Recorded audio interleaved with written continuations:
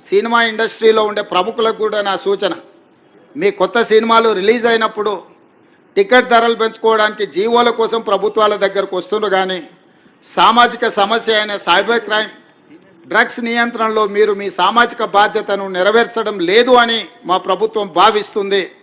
నేను మా అధికారులకు సూచన చేస్తున్నా, రేపు ఎవరైనా కొత్త సినిమా రిలీజ్ అవుతుంది, సినిమా ధరలు పెంచాలి అని ప్రభుత్వం దగ్గరికి అప్లికేషన్ వస్తే వాళ్ళు డ్రగ్స్ నియంత్రణ, సైబర్ క్రైమ్ నియంత్రణలో ఒక అద్భుతమైన వీడియో ఫుటేజ్ను ఆ సినిమాలో ఏ స్టార్స్ ఉన్నారో అదే స్టార్స్తో వాళ్ళు ఒక ప్రోగ్రాం మనకు చేసి ఇవ్వాలి.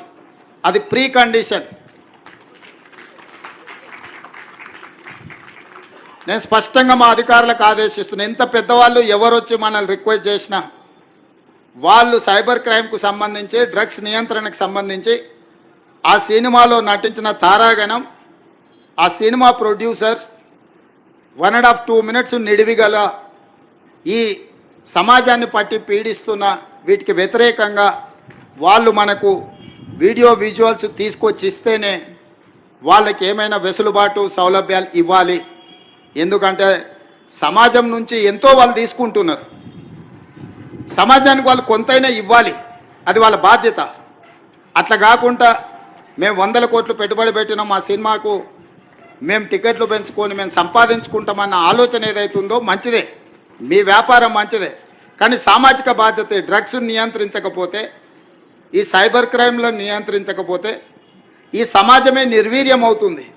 ఈ సమాజాన్ని కాపాడాల్సిన బాధ్యత, ఈ సమాజానికి సహకరించాల్సిన బాధ్యత సినీ పరిశ్రమ మీద ఉన్నది. కాబట్టి ఎవరైతే ఏదైనా ఈ ప్రభుత్వం నుంచి ఏదైనా సహకారం కావాలి అని వస్తే వాళ్ళు సమాజానికి సహకరించాలి. ఇది ఒకటే మా ప్రీ కండిషన్. మా అధికారులకు కూడా నేను సూచన చేస్తున్నా. And at the same time మా సైబరాబాద్ కమిషనర్ అవినాష్ మహాంతి గారికి కూడా నా సూచన, ఎందుకంటే మ్యాక్సిమం సినిమా షూటింగ్స్ మీ ప్రాంతంలోనే అవుతాయి లేదా రాచకొండలో అవుతాయి. వాళ్ళు సినిమా షూటింగ్లకు పర్మిషన్కి వచ్చినప్పుడు మీరు ఈ రిక్వెస్ట్ను వాళ్ళ ముందు పెట్టండి. వాళ్ళు ఏమన్నా సినిమా తీసుకొని, కానీ ఆ సినిమాలో ఉన్న తారాగణంతో ఈ డ్రగ్స్ నియంత్రణ కోసం, సైబర్ క్రైమ్ నియంత్రణ కోసం 1.5-2 minutes నిడివి కలిగిన చిత్రాన్ని మనకు ఒకటి వాళ్ళు తయారు చేసి మనకి ఇవ్వాలి. అట్లా ఇచ్చిన వాళ్లకు ప్రత్యేకంగా రాష్ట్ర ప్రభుత్వం వెసులుబాటు కల్పిస్తుందని మీరు చెప్పాలి.